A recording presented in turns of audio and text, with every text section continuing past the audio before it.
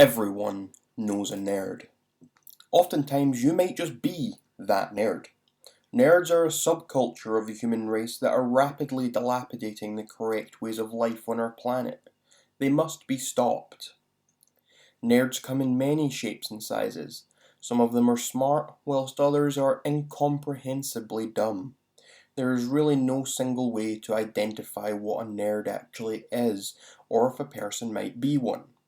There are, however, many symptoms of this disease that tend to be quite easy to spot. One of the most common symptoms of a nerd is being straight edge. Straight edge is a term that describes a person who does not drink, do drugs, engage in promiscuous sex, and tends to adhere to the cult of either veganism or vegetarianism. The straight edge lifestyle is not always prominent in nerds, but you can test if a nerd is on the path to becoming straight edge. Simply give the suspected nerd some heroin and demand that they shoot it up right in front of you.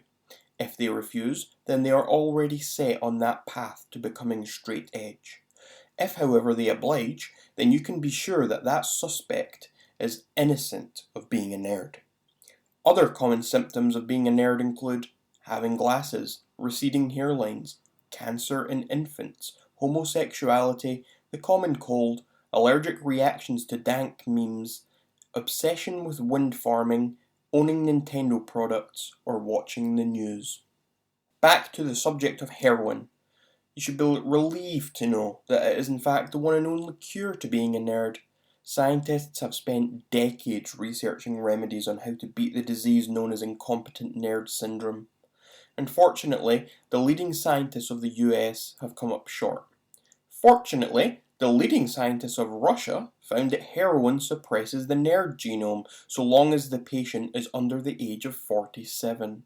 However, if the patient has entered into their teenage years or above, then the genome can never be permanently suppressed by the heroin, meaning that the patient is required to shoot up heroin twice a day for the rest of their life. Before reaching teenage years, however, one heroin treatment session almost always suppresses the nerd genome indefinitely. The main thing I expect you to take away from this information is that we should trust Russia to handle all of our scientific quandaries, and we should just replace all of the United States science labs with low-end children's chemistry sets. Now that you know the symptoms and remedies of INS, you must be wondering, what causes a person to become a nerd? I am personally of the opinion that this following information is not suitable for everyone.